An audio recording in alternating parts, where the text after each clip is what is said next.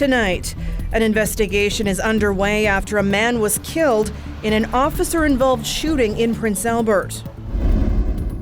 Also, we shouldn't even be here today, really. This should have been dealt with years ago. After nearly 30 years of incarceration, a bail hearing is underway for two sisters who say they were wrongfully convicted. Plus, Sunwing's troubles mount as the airline cancels most of the rest of its winter flights out of Regina. This is CBC Saskatchewan News.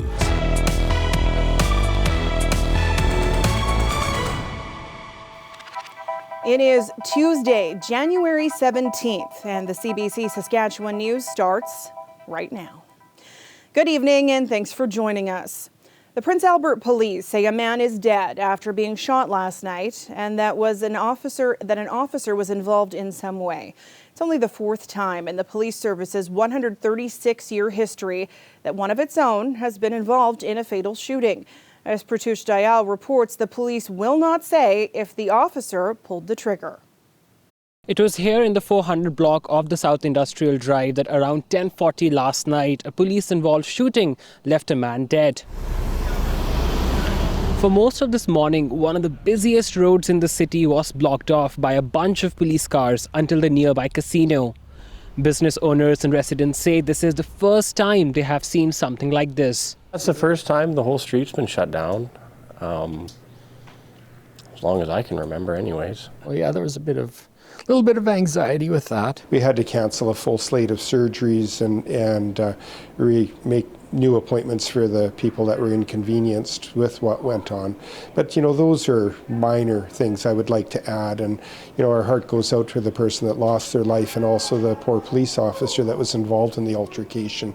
Police say the shooting happened during an interaction with the police, that there was a confrontation with a man before the gun was fired. But the police won't say whether an officer shot him, how old he was, or who fired the gun. In a press conference, the police chief said he cannot confirm whether the man was armed either.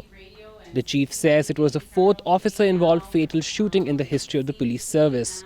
No police officer ever wakes up, puts on the uniform, and wants to be faced with the most difficult decision that we will ever have to make as a police officer. In the last 30 years, we have experienced 3 other officer-involved shootings, the last being in 2013. All recommendations from each inquest have been implemented. The chief says he cannot comment on the specifics of the case as it's under investigation by the newly formed civilian-led police oversight agency. The Saskatchewan Serious Incident Response Team, known as CERT, only came into force at the start of this year. The police chief says its response was quick and he is thankful for an independent investigation. Pratush Dayal, CBC News, Prince Albert.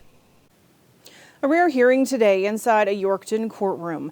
A Court of King's Bench judge is hearing arguments as to why two sisters who've been incarcerated for nearly 30 years should be released. They're serving time for a murder they say they didn't commit.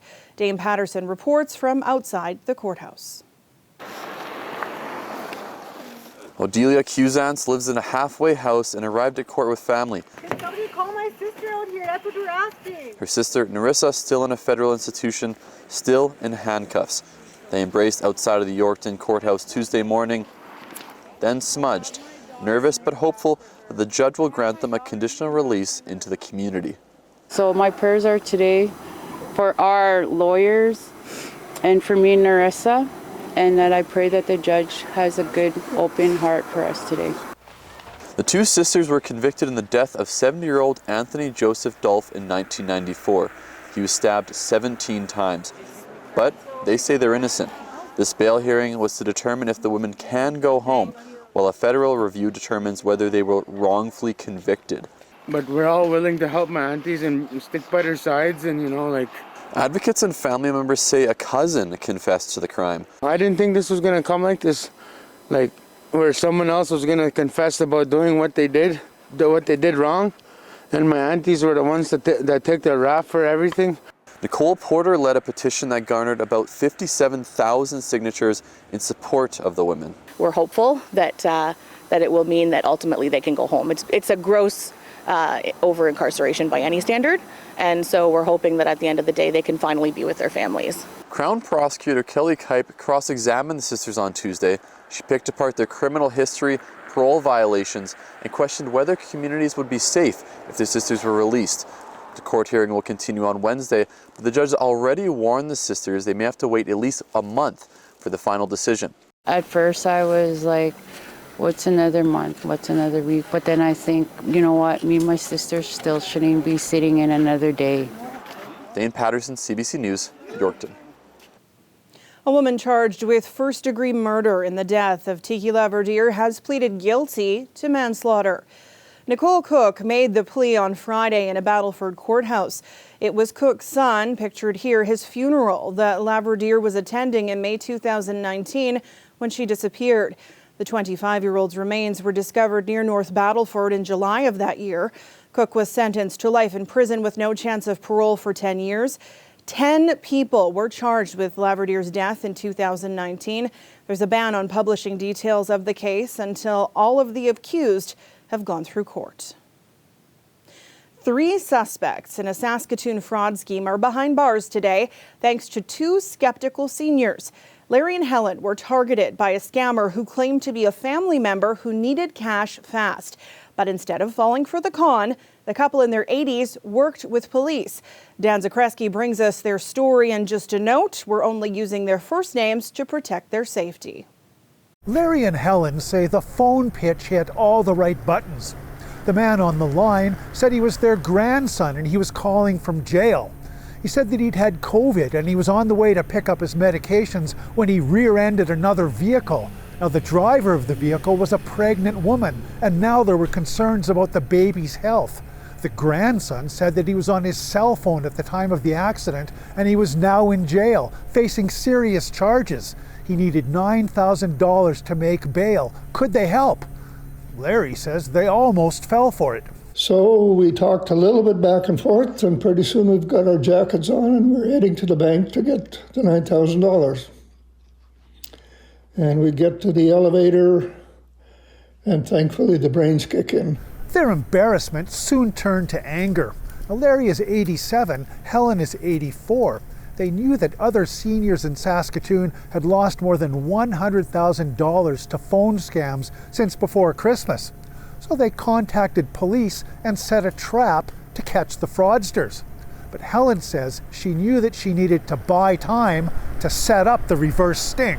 And so I call him and I said, you know, the bank has the money, they've been working on it, but I have a doctor, and I didn't have a doctor's appointment, but I said I have a doctor's appointment just to stall them, you know, so we have more time.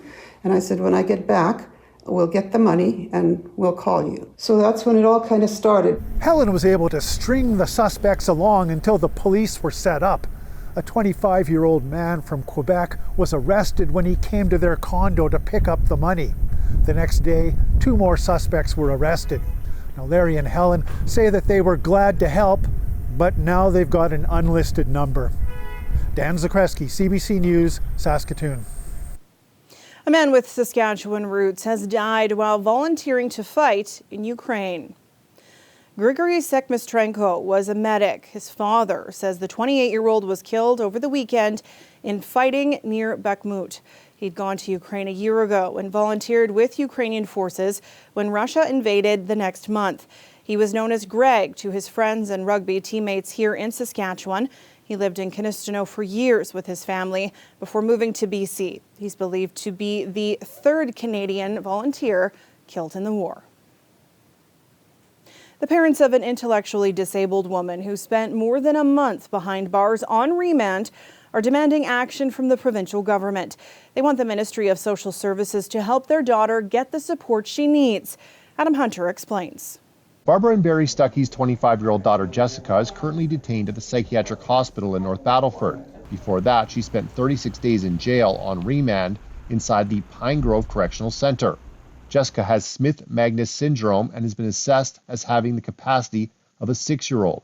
Scared, angry. I miss my girl.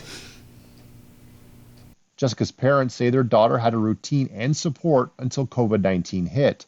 Jessica began calling 911 repeatedly.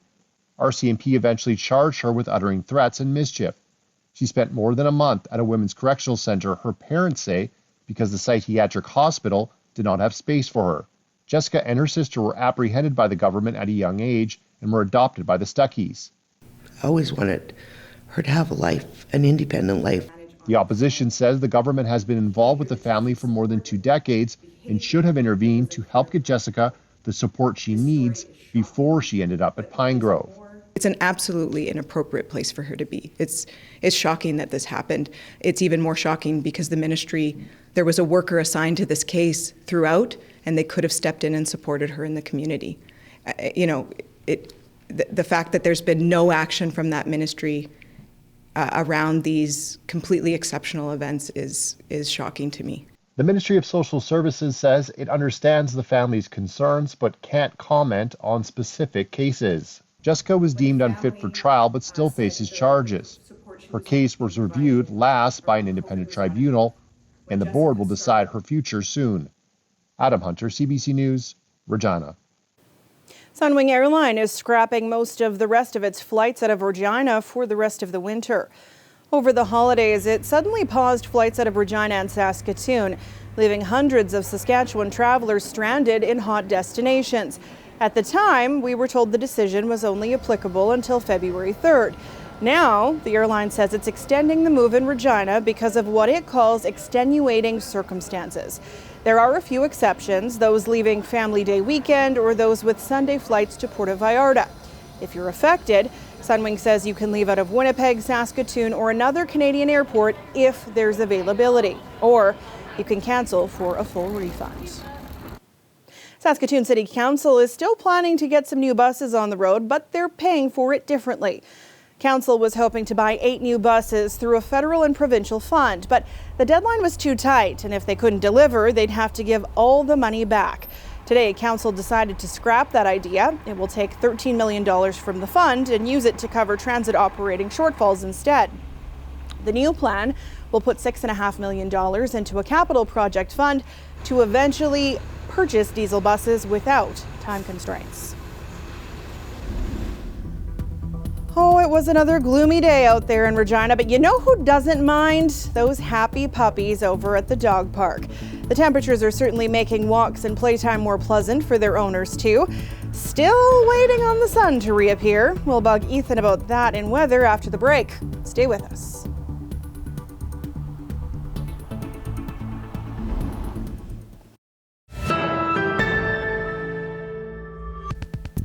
A new report is out on the risks of alcohol consumption, and it says no amount of booze is completely safe.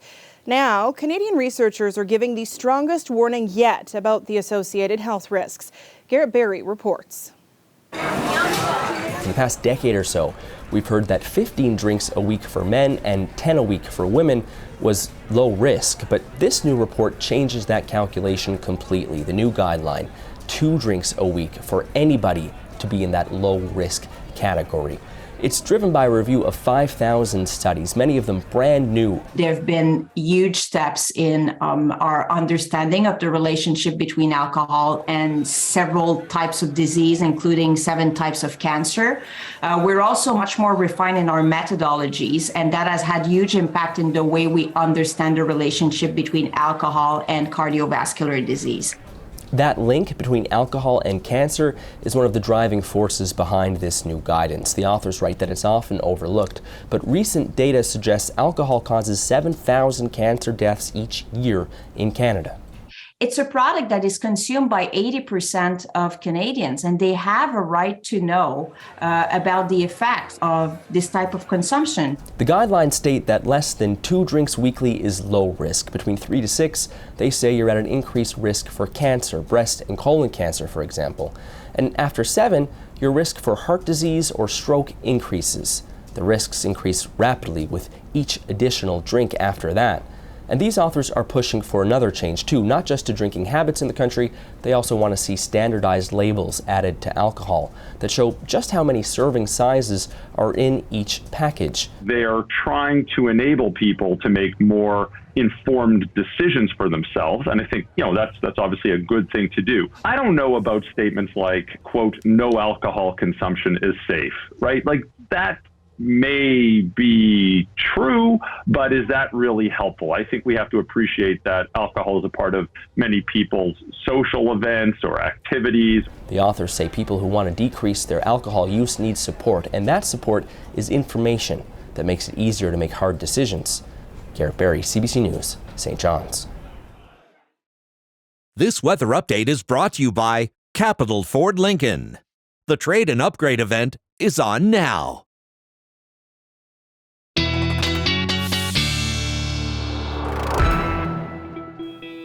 And our CBC weather specialist, Ethan Williams, joins me now. I'm this close to putting up wanted signs for that orb in the sky because it seems to have gone missing. Yes, what's it called again? Yes. Well, a lot of people would say that we're enjoying a little bit of maybe a West Coast winter or a little bit of a maritime-y winter with all the fog and such outside. It's not going to last forever, but it is here for the next couple of days. And in fact, really, from border to border to border to border in our province, it's just cloud cover right now. Some breaks here and there, but for the most part, not a lot of us seeing really any sunshine. But it's moderating temperatures across the province. A little bit of high pressure making things a little cooler in central and eastern portions of the province this afternoon. But really all of us hovering around -10, save for the southwest where, of course, it's always a little warmer, and you've seen temperatures roughly between freezing and -5. Now, of course, we talk about that maritime-like weather, that really damp cold that we've been seeing, and it's thanks to this, the relative humidity, and usually kind of hovering around 80% or so, but it's a little bit higher these past couple of days, and even yesterday it was well into the 90s through much of the province, and right now, roughly sitting around the 90% mark, and really in southwestern Saskatchewan, where we're seeing kind of that warmer air, a little bit denser cloud cover is where we're seeing it the most at this point. Over the next couple of days here, I think the pattern's going to stay the same. Some broad troughing as that jet stream is well to our south. Our next pattern change comes the end of the week, around Friday, Saturday, when we finally get some clearing and a little bit of ridging building in our jet stream, which is going to bump temperatures up heading into the weekend before we see them drop back down heading into the beginning of next week. Overnight tonight, look for some spotty flurries and possibly some light snow, especially in southwestern Saskatchewan, a little bit in the far north of the province. Cloud cover and fog is still possible. As we head through the afternoon tomorrow, those flurries are going to diminish. May see some breaks of sun in the southwest and northwestern parts of the province, but again, I think a mainly cloudy day for a lot of us until we get to Thursday, and finally that's when we start to see a little bit of a shift, a little bit of higher pressure building in, which is going to start to clear things out a little bit. Now, I mentioned the fog, and we could be seeing, especially in southwestern Saskatchewan tonight, where we have seen a little bit of that cloud cover, the visibility levels could be dropping, especially again if you're along the Trans-Canada between around Swift Current and the Alberta border. Keep in mind that visibility could be close to zero at some points, and even in southeastern Saskatchewan we could start to see that drop. But winds, again, with this pattern that we've been seeing, really not going to pick up all that much, and over these next couple of days, maybe between 20 and 30 kilometers an hour. I think next week, though, we will start to see the winds come back a bit, as we see here in our extended forecast. Regina, these next couple of days, possibly some flurries, some sunshine, winds picking up, and then cooler temperatures for the beginning of next week. And Saskatoon, again, temperatures going to be warmer tomorrow than they were today, above seasonal for this time of year. But some more sunshine, thankfully, coming, Sam. It is coming, I promise. You promise? Maybe. Thanks, Ethan. You bet. Well, as we trudge through the next couple gloomy days, something to look forward to. Today, the province announced reservation dates for the summer camping season. Seasonal reservations start April 3rd. The next day, April 4th, is when the nightly reservations begin. The provincial parks are split up over April 4th to 12th. Reservations start at 7 a.m. each day. You will also notice an increase to park entry fees for the season. You can find more details at saskparks.com. We will be back after the break.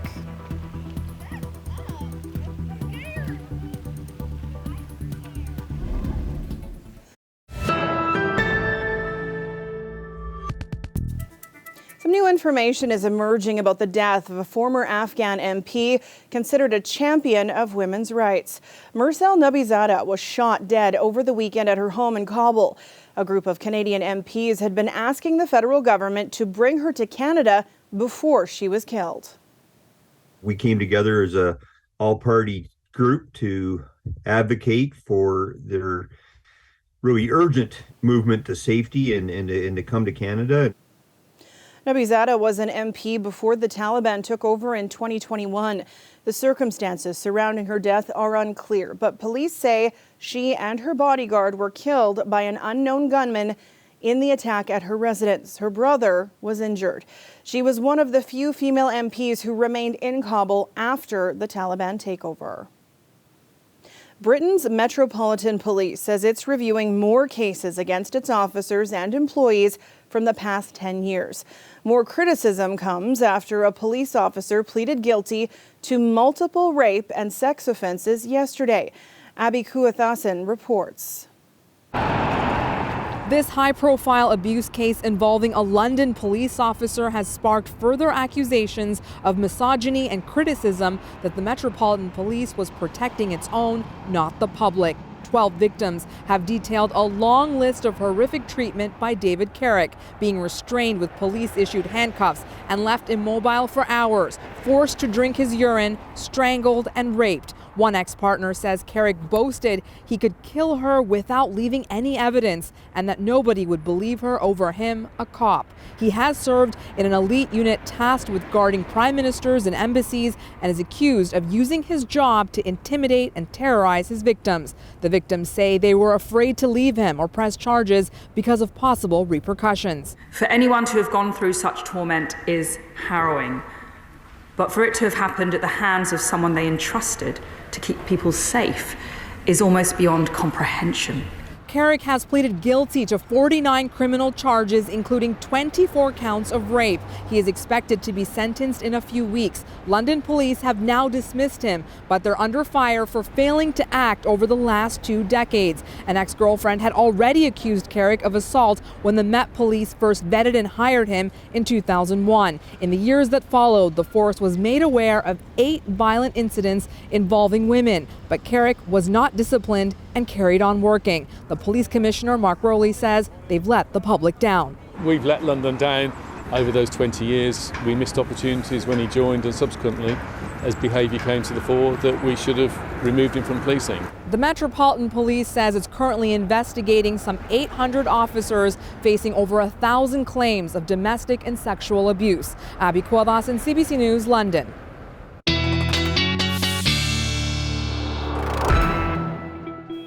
And Ethan's back with one last look at tonight's weather. More promises? Well, maybe. Well, maybe I should back off on that just a little bit. But I am thinking I'm starting to sound like a little bit of a broken record because over the next 24 hours, basically the same conditions that we've seen over the last 24 hours. -8 tomorrow in Regina, fog possible in the morning, cloudy. Nice warm day for us and for much of Saskatchewan, hanging around about the -5 mark. For Saskatoon, pretty much a carbon copy for you folks. Cloudy, maybe a little bit of fog in the morning, also -8, and you'll warm up to around the -6 or -5 mark by the time we get to the afternoon. Someone who's really enjoying these nice warm temperatures, this lovely moose out in a field near Cut Knife, sent to us by Daryl. I think he's really enjoying the snow, Sam. I think he's wanting that to stick around just for a little while longer. You might say he's outstanding in his field. Amazing. Thanks, Ethan. You're welcome. And that is it for us tonight. For news anytime, you can head to cbc.ca/sask or subscribe to the CBC Saskatchewan YouTube channel.